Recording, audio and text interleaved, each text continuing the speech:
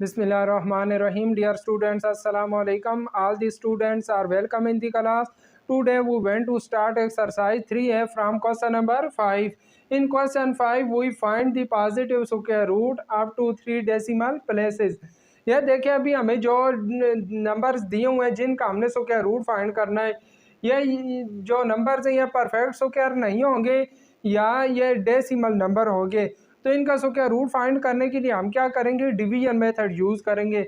जब हम division method use करेंगे तो कहता है कि इनका आंसर हमने कहाँ तक लेके जाना है, पॉइंट के बाद 3 डिजिट्स तक लेके जाना है। ये देखिए इसने कहा हुआ अप टू 3 डेसिमल प्लेसेस।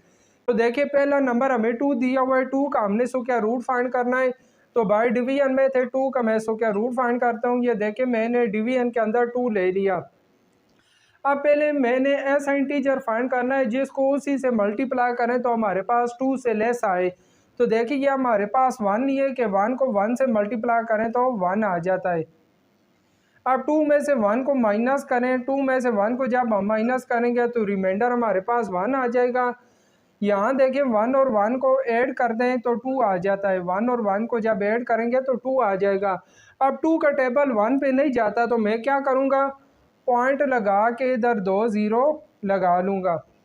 अब 2 का टेबल 10 पे 5 टाइम जाता है, लेकिन अगर मैं इधर भी 5 लगाता हूँ इधर भी 5 लगाता हूँ तो वो फिर 100 से ज़्यादा हो जाता है, इसलिए मैं 4 टाइम लेके जाऊँगा। तो 4 मैं इधर भी लगा देता हूँ और इधर भी लगा देता हूँ। अब 4 को देखे 24 से मैं मल्टीप्लाई करता हूँ तो यह हमारे पास 96 आ जाता है। अब 100 में से जब 96 को माइनस करते हैं तो हमारे पास रिमाइंडर 4 आ जाता है। और यहाँ देखें इस 4 को मैं 24 में ऐड करता हूँ। 4 को जब 24 में ऐड करते हैं तो ये हमारे पास 28 हो जाता है। अब देखिए 28 का टेबल तो 4 पे नहीं जा सकता, तो फिर मैं क्या करूँगा, यहाँ 2 ज़ीरो लगा दूँगा क्योंकि ऑलरेडी हमारे पास पॉइंट लगा हुआ है। तो पॉइंट के बाद फिर हम ज़ीरो लगा सकते हैं। अब 28 का टेबल 40 पे 1 टाइम जाता है, इसलिए 1 मैं इधर भी लगा दूंगा और इधर भी। अब 281 को अगर हम 1 से मल्टीप्लाई करें तो हमारे पास 281 ही आ जाता है। 400 में से जब 281 को हम माइनस करते हैं, माइनस करें तो हमारे पास क्या रह जाएगा, 9। अब ये आगे भी डिवाइड होता है, लेकिन हमने देखे पॉइंट के बाद 3 डिजिट्स तक जाना था क्योंकि उसने कहा हुआ कि 3 डेसिमल प्लेसेस। तो 3 डेसिमल प्लेसेस तक हम चले गए तो लिहाजा 2 का स्क्वायर रूट हमारे पास आ जाएगा 1.412। तो देखें जो स्क्वायर रूट ऑफ 2 है वो हमारे पास क्या आ जाएगा, 1.414 आ जाएगा। अब हमने 1/3 का स्क्वायर रूट निकालना है, तो पहले क्या करेंगे, 1 पे 3 को डिवाइड करेंगे। जब 1 पे 3 को डिवाइड करते हैं तो ये हमारे पास 0.333 एंड कंटिन्यू आता है। अब मैं इसका स्क्वायर रूट निकाल लेता हूँ बाय डिवीजन मेथड। तो डिवीजन के अंदर मैंने 0.333 एंड 3 लिख लेना है। पहले देखिए 0 आ रहा है, 0 से 0 को मल्टीप्लाई करते हैं तो 0 आ जाता है। ये आगे पॉइंट आ रहा है, पॉइंट को मैं ऊपर ले जाता हूँ। अब नेक्स्ट पेयर 33 को मैं नीचे लेके आता हूँ। 33 पे देखें 5 का टेबल जाता है, 5 5 5 को 5 से मल्टीप्लाई करें तो हमारे पास 25 आ जाता है। अब 33 में से अगर 25 को माइनस करें तो ये हमारे पास रिमाइंडर 8 आ जाएगा। 5 और 5 को ऐड करेंगे तो ये 10 हो जाएगा। 10 का टेबल 8 पे नहीं जाता तो मैं क्या करता हूँ, नेक्स्ट पेयर को नीचे लेके आता हूँ।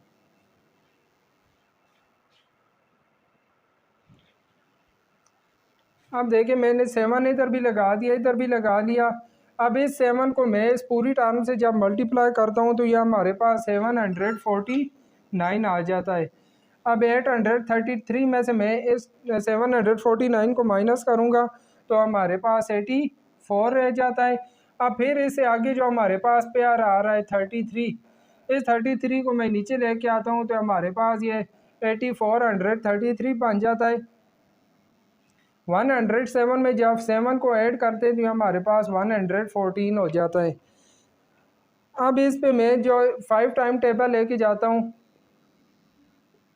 हमारे पास अब 3 डेसिमल नंबर तक चला गया। पॉइंट के बाद हमने 3 डिजिट्स तक ही जाना था, तो यह हमारे पास है इसका 1/3 का स्क्वायर रूट फाइंड हो गया है। नेक्स्ट क्वेश्चन नंबर 3 आ जाता है 0.10।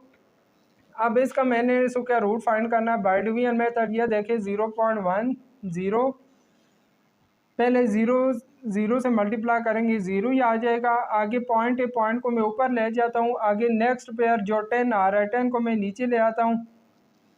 अब देखें 3 3 जार 9 हो जाता है, तो 10 में से 9 को माइनस करेंगे, 1 रिमाइंडर आएगा। इस 3 और 3 को मैं ऐड कर देता हूँ, 6 आ जाएगा। अब 6 का टेबल 1 पे नहीं जाता, तो मैं क्या करता हूँ, 2 0 लगा लेता हूँ। तो ये पूरी टर्म से मल्टीप्लाई किया तो ये हमारे पास 3756 आ गया। ऊपर वाली टर्म में से इस टर्म को मैंने माइनस किया तो हमारे पास 144 रिमाइंडर आ गया। अब इसे आगे हमने डिवाइड नहीं करना, क्योंकि हम डेसिमल के बाद 3 डिजिट्स तक चले गए, तो हमारे पास यही इसका आंसर आ गया। 0.10 का जो स्क्वायर रूट है वो हमारे पास आ जाएगा 0.316। तो यही इसका आंसर आ गया है। अब देखेंगे क्वेश्चन नंबर 5 को मैं पार्ट 4 करने जा रहा हूँ। पार्ट 4 में यह वाला क्वेश्चन हमें दिया है 1.0.021 का स्क्वायर आ रहा है। तो देखिए पहले मैं 0.021 का स्क्वायर ले लेता हूँ। जब मैंने स्क्वायर लिया तो यह हमारे पास 0.00441 आ गया। फिर मैंने 1 को और इस चीज़ को ऐड किया तो इसका आंसर हमारे पास 1.0041 आता है। अब मैंने इसका स्क्वायर रूट फाइंड करना है। तो देखिए जब इस चीज़ का हम स्क्वायर रूट फाइंड करते हैं तो इसका आंसर हमारे पास 1.000 आ जाता है। तो यही हमारे पास पार्ट 4 का आंसर आ जाता है। पार्ट 5 में हमें देखें 3 टर्म्स दी हुई, √32 माइनस √128 प्लस √50। इन सब का पहले मैंने अलग अलग स्क्वायर रूट फाइंड करना है। देखिए स्क्वायर रूट ऑफ 32 मैंने फाइंड किया है। यह देखिए सारा वही डिवीजन मेथड वाला प्रोसेस है। तो 32 का स्क्वायर रूट हमारे पास 5.656 आ गया है। फिर मैंने 128 का स्क्वायर रूट फाइंड किया बाय डिवीजन मेथड, तो हमारे पास 11.313 आ गया है। फिर 50 का मैंने स्क्वायर रूट फाइंड किया बाय डिवीजन मेथड, तो 7.071 आ गया है। अब देखें √32 की जगह मैं इसकी जो हमारे पास वैल्यू आई है स्क्वायर रूट की वो लगा देता हूँ 5.656। आगे देखें माइनस की साइन आ रही है और 128 का स्क्वायर रूट हमारे पास क्या आया है 11.313 आया है। फिर आगे प्लस की साइन आई है और 50 का स्क्वायर रूट हमारे पास क्या आ गया है 7.071। अब ये देखें एक ये प्लस वाली टर्म आ रही है और ये वाली प्लस वाली टर्म आ रही है।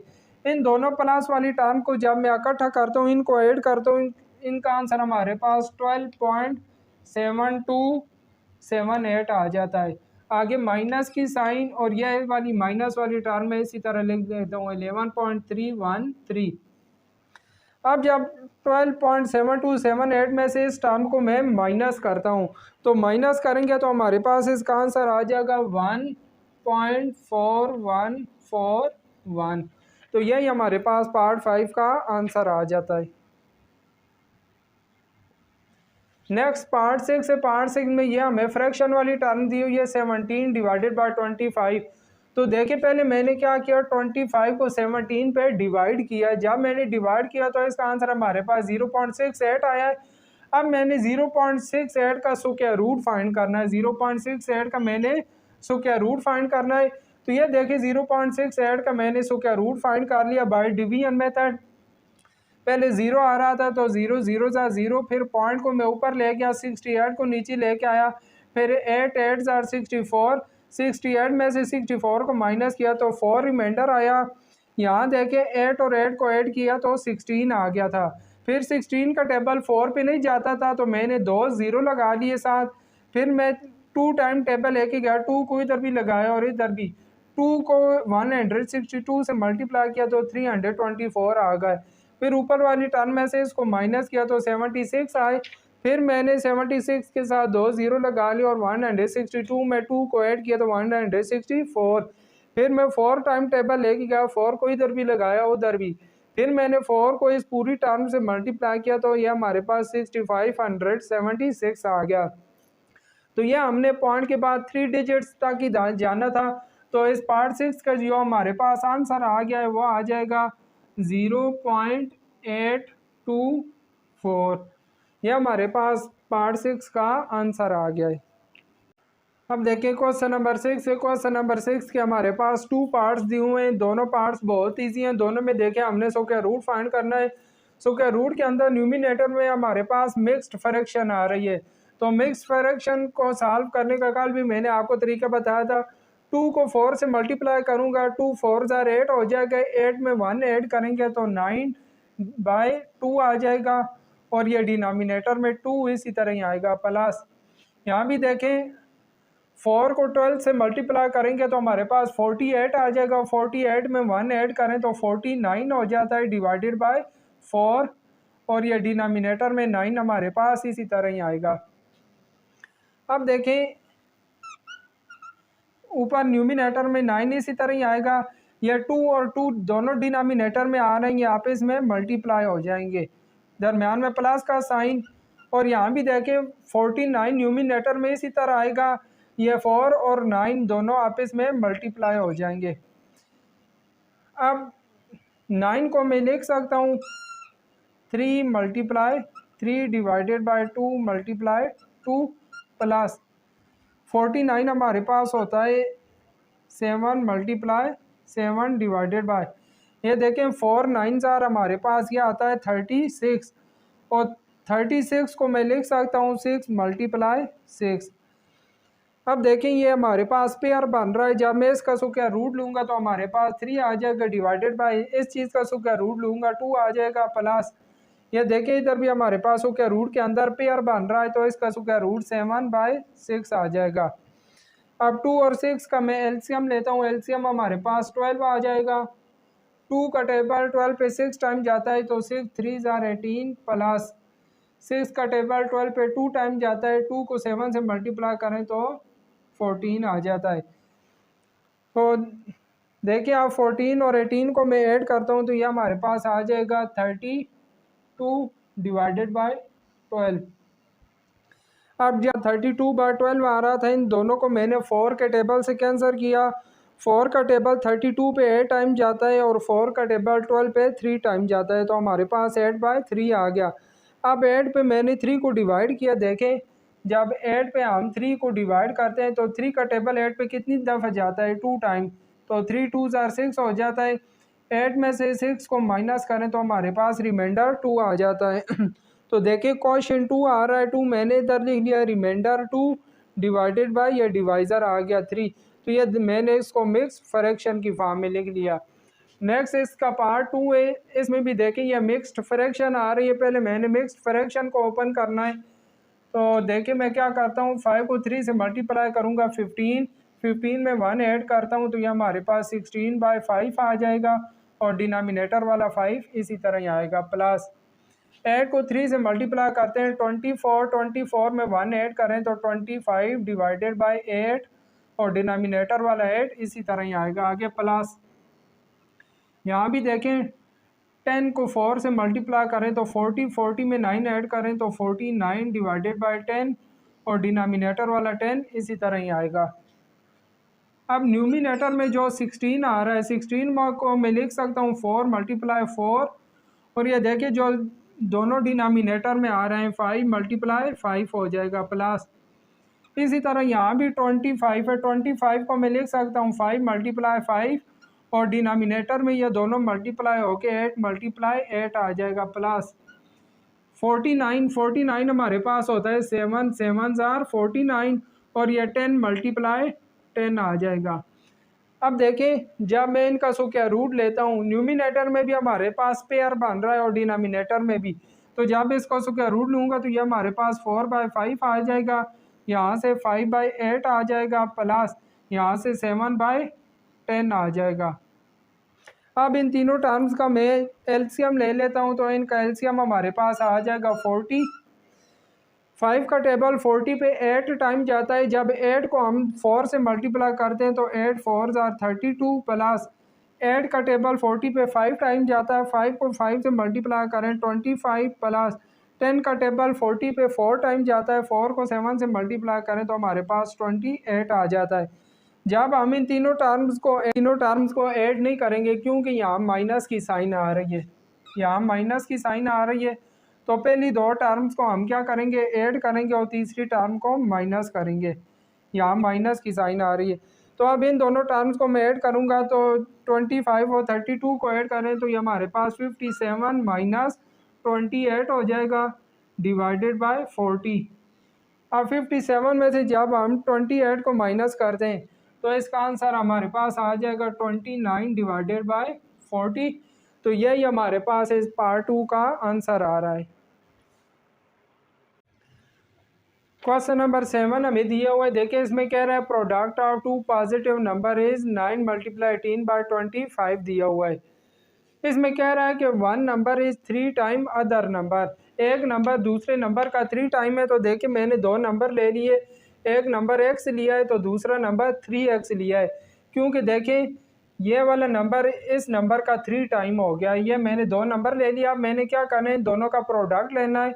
तो देखिए मैं क्या करता हूँ, x multiply 3x equal to, इन दोनों का प्रोडक्ट हमें किस चीज़ के इक्वल दिया हुआ है, 9 मल्टीप्लाई 18 डिवाइडेड बाई 25 के इक्वल दिया हुआ है।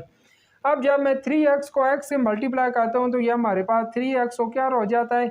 यहाँ देखिए 25 को 9 से मल्टीप्लाई करूँगा और 18 ऐड करूँगा। जब 25 को मैं 9 से मल्टीप्लाई करता हूँ तो ये हमारे पास 225 और प्लस 18 डिवाइडेड बाई 25 आ जाएगा। यहाँ से देखें 3x स्क्वायर इक्वल हो जाएगा, इन दोनों टर्म्स को मैं ऐड करता हूँ तो ये हमारे पास 243 आ जाता है डिवाइडेड बाय 25। अब देखें इस 3 को और 243 को मैं कैंसिल कर देता हूँ या दोनों तरफ मैं 3 से डिवाइड कर देता हूँ, लेफ्ट साइड पे भी और राइट साइड पे। ये देखें 3 और 3 कैंसिल, यहाँ से 3 1 जार 3 और 3 का टेबल 243 पे 81 टाइम जाता है। तो एक्स स्क्वायर हमारे पास है इक्वल हो जाएगा 81 डिवाइडेड बाय 25। अब हमने x फाइंड करना है तो मैं क्या करता हूँ, दोनों साइडों का स्क्वायर रूट ले लेता हूँ। ये 81 को मैं लिख सकता हूँ 9 मल्टीप्लाई 9 डिवाइडेड बाय 25 को लिख सकता हूँ 5 मल्टीप्लाई 5। यहाँ से देखें यह स्क्वायर और स्क्वायर रूट कैंसिल हो के हमारे पास x रह जाएगा, x इक्वल हो जाएगा। यहाँ से देखें ये 9 का पेयर बन रहा है, इसका स्क्वायर रूट लूँगा तो 9 आ जाएगा डिवाइडेड बाय 5। जब हम 9 पे 5 को डिवाइड करते हैं तो यह हमारे पास आ जाएगा 1 मल्टीप्लाई 4 बाय 5। तो x की वैल्यू हमारे पास ये वाली आ गई है। अब मैंने 3x की वैल्यू फाइंड करनी है तो देखें 3x इक्वल हो जाएगा 3 मल्टीप्लाई x की वैल्यू 9/5 थी, 9/5। 3 को 9 से मल्टीप्लाई करेंगे तो ये हमारे पास 27/5 हो जाएगा। जब 27 पे 5 को हम डिवाइड करते हैं तो ये हमारे पास 5 मल्टीप्लाई 2/5 आ जाएगा। तो एक नंबर हमारे पास ये वाला आ गया 1 मल्टीप्लाई 4/5 और दूसरा ये आ गया 5 मल्टीप्लाई 2/5। तो ये हमारे पास क्वेश्चन नंबर 7 के ये दो आंसर आ गए, एक x आ गया और दूसरा 3x की ये वाली वैल्यू आ गई है।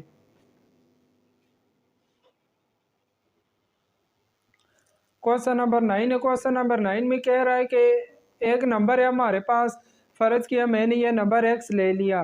तो क्वेश्चन की स्टेटमेंट में क्या कह रहा है कि जब हम उस नंबर को उसी से मल्टीप्लाई करें, जिस तरह देखें मैंने x को x से मल्टीप्लाई कर दिया है तो उसका जो हमारे पास आंसर होगा वो क्या आता है 944.578756 आता है।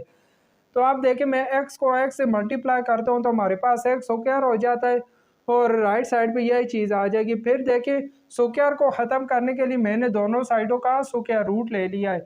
लेफ्ट साइड पे तो स्क्वायर रूट कैंसिल होके x रह जाएगा, लेकिन राइट साइड पे मैं क्या करूँगा, यह जो अंदर टर्म आ रही है इसका स्क्वायर रूट फाइंड करूँगा। तो स्क्वायर रूट फाइंड करने के लिए देखिए मैंने डिवीजन मेथड यूज़ किया, डिवीजन मेथड से मैंने इसको सॉल्व किया तो इसका स्क्वायर रूट हमारे पास 30.734 आ गया। तो लिहाजा x की जो वैल्यू है वो हमारे पास आ जाएगी 30.734। तो यही वाला हमारे पास क्वेश्चन नंबर 9 का आंसर आ गया है।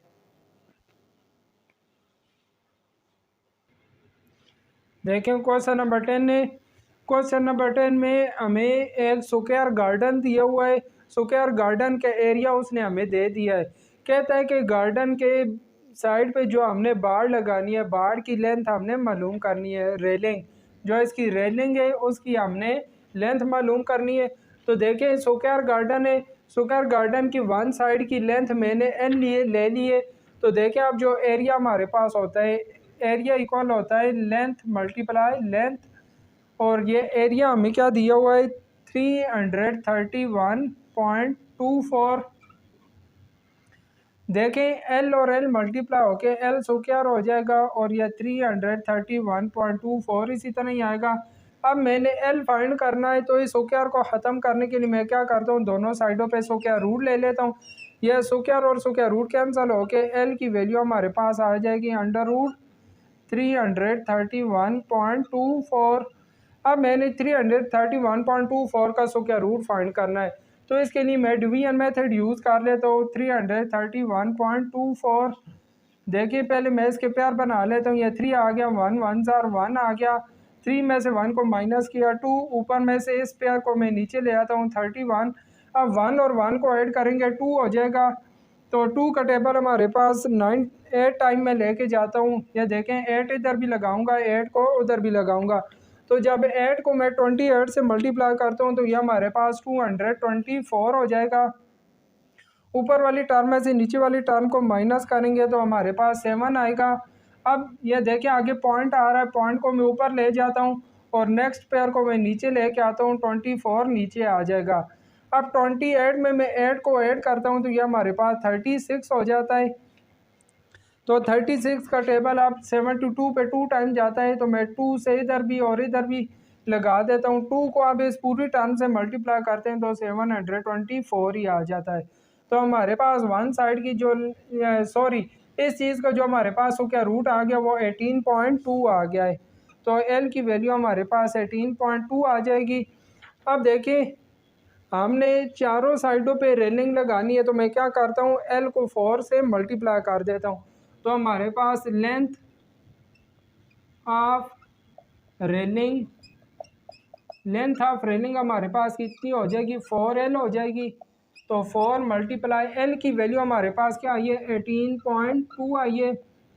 तो जब 18.2 को 4 से मल्टीप्लाई करेंगे तो यह हमारे पास आ जाएगी 72.8 मीटर। तो ये 72.8 मीटर ही हमारे पास क्वेश्चन नंबर 10 का आंसर आ गया है। अब देखिए क्वेश्चन नंबर 11 और 12 आ गए। क्वेश्चन नंबर 11 में हमारे पास एरिया ऑफ स्क्वायर हाल दिया हुआ है 105 स्क्वायर मीटर। हमने क्या करना है, हाल के वन साइड की लेंथ फाइंड करनी है। तो देखिए एरिया आपको पता है लेंथ मल्टीप्लाई लेंथ होता है एल मल्टीप्लाई एल।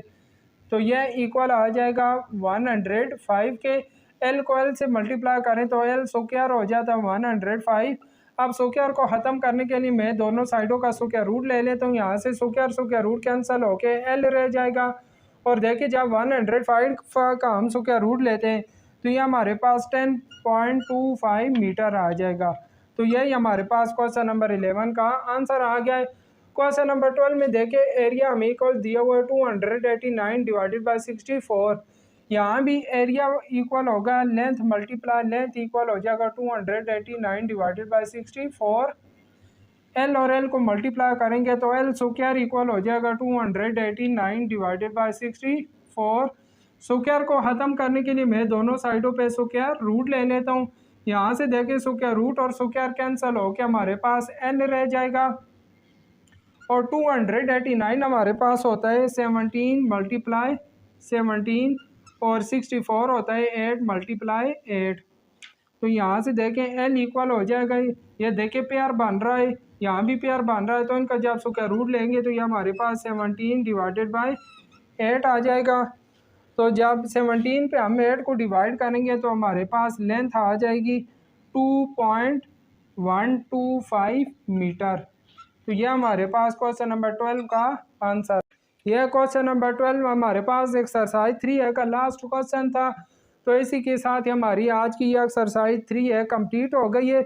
बहुत इजी एक्सरसाइज थी, उम्मीद करता हूँ कि आपको अच्छी तरीके से समझ आ गई होगी। अब आप इस एक्सरसाइज की प्रैक्टिस करें और इसको अच्छी तरीके से तैयार करें। तो इंशाल्लाह नेक्स्ट वीडियो में एक्सरसाइज 3B के साथ मुलाकात होगी। अपना ख्याल रखिएगा। अल्लाह हाफिज़।